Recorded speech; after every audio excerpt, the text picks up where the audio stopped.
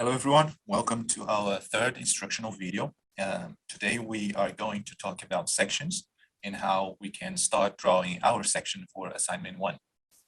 But first, I just wanted to read a short paragraph that is in our stream site in the section for week 6. It says that section drawings are a specific type of drawing architects use to illustrate a building or portion of a building. A section is drawn from a vertical plane slicing through a building. This is as if you cut through a space vertically and stood directly in front looking straight at it. Sections are a common design drawing in technical, architectural, or engineering convention for a graphic representation of architecture. Section drawings are orthographic projections, with the exception of section perspectives. This means they are not drawn in perspective and there is no foreshortening. Okay, so basically, this is a very good definition, and basically, I'm slicing through the building, right? You can imagine like you have this giant knife and you're slicing the building vertically, and then I stand in front of that slice and I look straight at it, and I'll see everything that is inside the building, the layers, all the fillings of walls or slabs, all the materials that make up all these components in the building. So it's literally a slice of that building. So let's have a look now at our drawings here. Our floor plan indicates that our cut plane for section 1 is located here, right here, with this dash dot line, right? This big dash here, this big one here, right? Yes. Okay. And I'm standing. Okay, so I slice the building through here, and I'm standing right here, looking this direction, as indicated by our triangles here. So I'm looking down. So what I'm going to do is basically rotate this just to make it easy for us. So I'm here looking this direction, right? As these triangles indicate.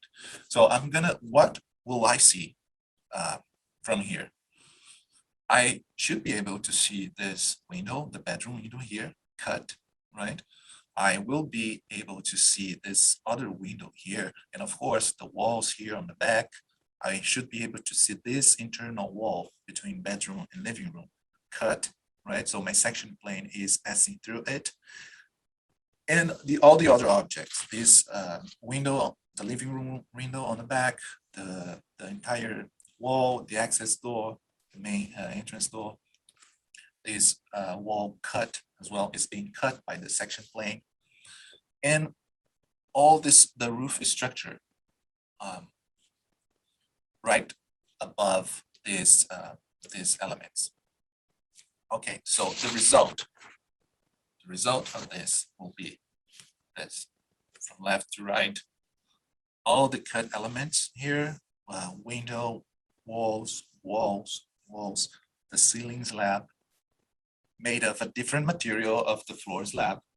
We can see the ceiling slab is, the hatches are different. So this is probably, we can call it timber. And this is probably concrete. We have walls here on top of the ceiling that are closing this empty space here, this void here, for right under the roof, right, or the roof cover, and that's it. So we're gonna have all the annotation elements. The dashed line is indicating the direction of opening for doors and windows. We're going to have the grid lines here marking the center of certain elements, in this case of this wall. And for a grid line 4, 2, and 1, indicating the center of columns, right? So you can see here in the floor plan, grid lines. Oh, let me rotate again. Grid lines 1, 2, 3, 4, from right to left. 1, 2, 3, 4.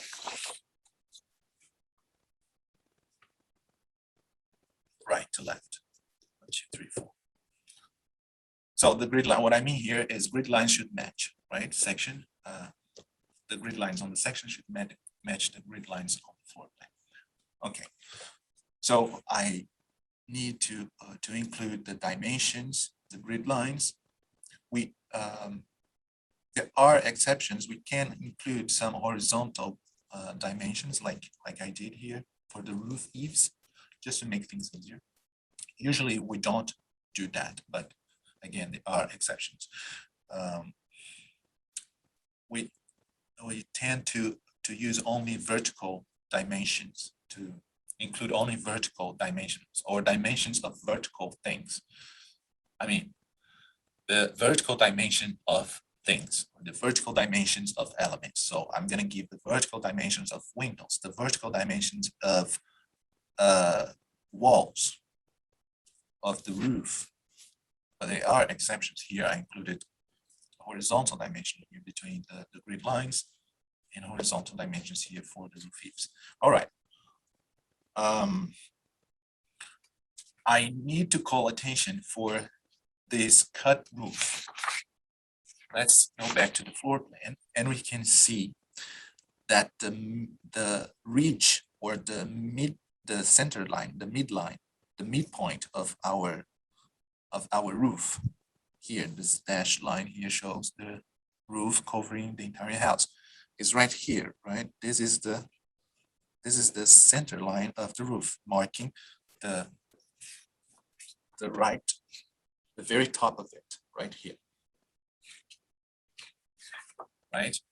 So we need to pay attention to the fact that this section, the cut plane, the section cut plane is cutting this house a little bit, it's a little bit behind it or after this, the ridge line. So if I'm looking from here, straight at this cut plane, I should be able to see a little bit of the roof. And that's why here it shows a little bit of the roof cover, the roofing material. All right, so my section is the same direction. The triangles here indicate that it's the same. I'm looking at the same direction as in elevation 2, same direction as this. So I'm looking at the back, at the here of the building. But of course, I'm looking at the slice that is created when I slice it through vertically.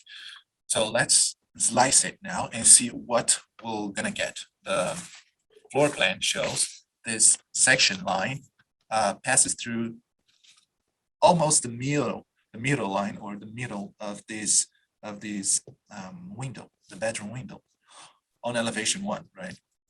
So it's somewhere in here, right? So I'm just gonna use dashed line. So this somewhere in here, and it cuts through the building here. It will cut the roof, and it will cut here, roof,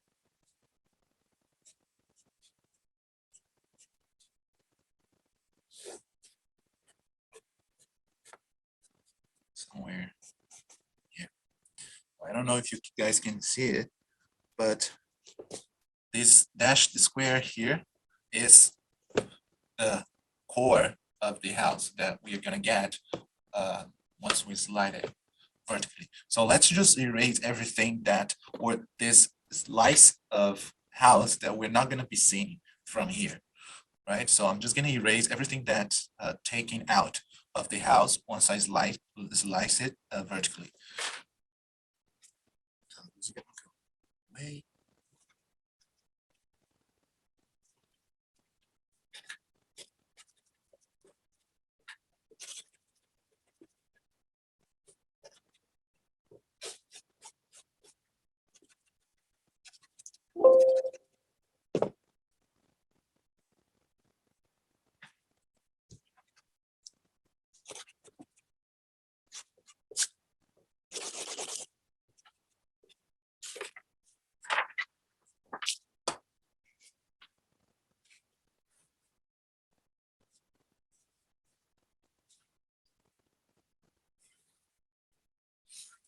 this is what I get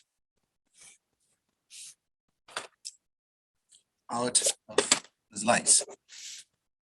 All right, so I just wanted to show, it's like a slicing cake. I just wanted to show you that I am still going to be able to see some of my roof, right?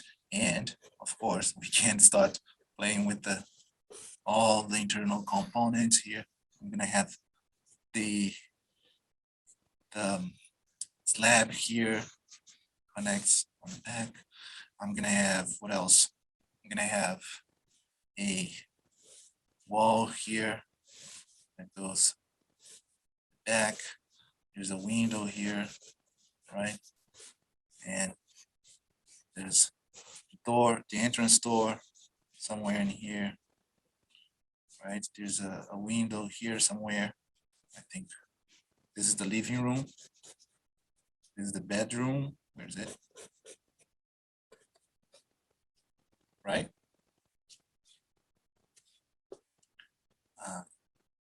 Yes, basically that's it. So the ability to visualize these things in 3D, guys, it takes some time. And the more you engage and interact with 2D drawings and 3D drawings, you're gonna get the more able or skilled you're gonna get in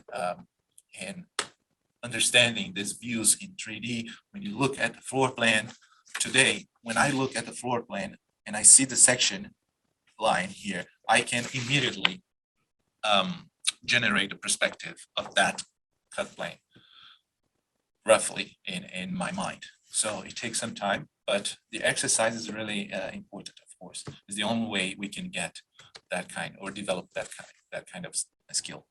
All right, so let's start drawing our section. So to draw this section, we will do pretty much the same thing we did for the elevations.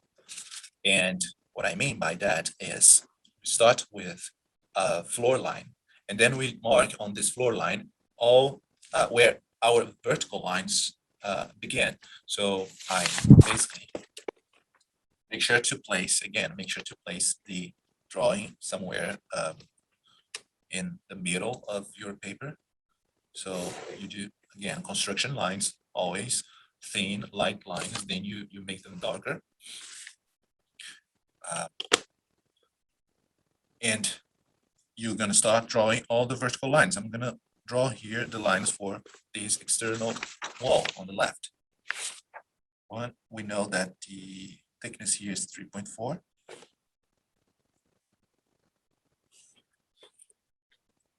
At this stage, I am sure that you guys are familiar with the process of drawing these vertical views, right? And I believe you can take from here. I'm just going to show you two things that are a bit more maybe particular to this drawing. So you're going to continue doing this. You're going to mark here where the maybe your windows start, the window ends, and there's an internal wall somewhere in here. I'm not marking distance. I'm just drawing a sketch here. It is not correct. It's just to show you the process. And the slab is somewhere here, right? Right. Okay. The house continues to the right again. The two things that I wanted to highlight are the floor slab and foundations, floor slab and foundations, and the roof. So as we can see here in the originals, there are no measures for the thickness of this floor slab, but we can see visually here this thickness is very close to the thickness of the external walls, and that's how we are going to draw this. We can see that the foundation is close to a square that is right immediately under these or below this floor slab, right? So we're just gonna do that, guys. There are no measures here, and this is on purpose because if you add measures to an architectural design or an early representation or an early design of this building, if you add measures here, that's a mistake because at this stage of the project, we don't know the actual dimensions of the structural elements, right? For the columns, I added just to help us to draw this or to complete this assignment. But again, we'll have the structural engineer at a later stage will take this drawing and calculate the dimensions of these concrete, for example, this concrete slab, concrete floor slab. These foundations are made of concrete or cast in place concrete. Or maybe prefab concrete. These ceiling slabs also made of timber, and it needs proper dimensioning that only a structural engineer can do. Yeah. Okay, so we're clear about that now. So we can see here that the floor slab extends a little bit beyond the wall line. We're gonna finish the slab here somewhere, but I just wanted to show you that it extends a little bit beyond the external line, the external wall. Make it darker so you can see. Yes. And the foundation, one on each side, is almost a square. It's like a vertical rectangle. Again, there are no measures on our drawing, but we can, right? It's not that hard to draw something that looks like this. Right? So, and then you will add the hatches for concrete here, maybe very small triangles and just some random dots here. And for the ceiling slab, I'm calling it ceiling slab, but as you know, we don't really use slabs to cover or for ceilings, right? But I wanted to add in our design, so I added the ceiling slab and this timber structure right right above the window is like a beam.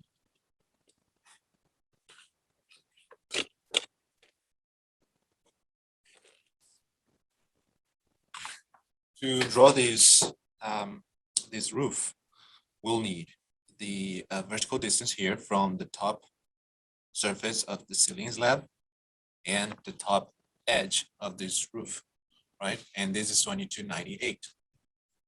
To draw this roof, we need that. Of course, we're going to divide it by 50, so we get the distance between this line and this line here. But we're also going to need this distance here between the top edge of this roof and this horizontal line or lines. There are actually 3 lines here right next to each other, very close to each other. And these are the lines that show the sandwich of this roof, showing the different layers of the roof, the metallic or metallic roofing cover or tiles. This would be this first layer, this outer layer, and then we have the layer for the battens, and then these little squares here are the rafters, the sections of the rafters, right? And so this is this. So, but we don't. This is the structure of the sandwich, right? But we don't know the distance between these lines, this 2 lines, and we don't need to know that. We don't need to include that here for people to. It's not a relevant information here because it doesn't tell anything about any of the objects or any of the elements in this house, right? It only tells me the distance between 2 lines on my drawing, and that's a distance that I need to know to draw this, right? we can calculate this distance here just by going back and forth with the floor plan and triangulating or projecting the lines from the floor plan here. It takes some time, and it's kind of an advanced technical drawing skill, and we're not going to cover here in this course. So we don't have this this dimension here in the original section, right? So we can use whatever dimension we want, as long as it is somewhat close to what is shown here. So I would say this is between 15 or 18 millimeters. And all you need to do is draw here I have the timber slab, and draw the top line for the maximum height of this roof. And then you can mark here maybe 18 or 15 or 20 millimeters. It's really up to you, and draw the different layers of the roof sandwich that are shown on the cut plane for the distance between this top edge here and the 3 lines showing the roof sandwich.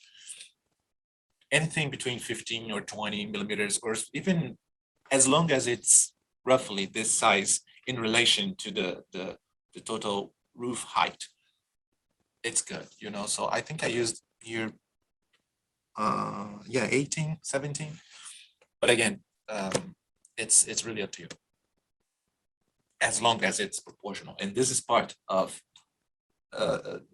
manual drawing skills. All right, next. So I just wanted to highlight that my drawing here is not what you're gonna get when you finish your drawing, because I'm not using any of the dimensions from the original section. All right, so it's not even proportional. So don't take my drawing here as a reference. Okay, I just wanted to show you or call attention to some of the particularities or some of the special things about this drawing, or give you like a step-by-step guide to get you started with the section. So you know how, like, starting by horizontal lines and vertical lines, this step-by-step that we've been using in all our drawings, right? So I just wanted to show you how we could apply that to this section, and you know, show you tell you about the concrete slab here, the foundations, and the thing with the roof here. And that's it. So I hope you guys enjoyed this drawing. I hope you guys are enjoying assignment 1. If you have any questions, again, just email me at any time, or post it in the forum sections on the stream site. And that's it. I'll see you in the next video. Bye.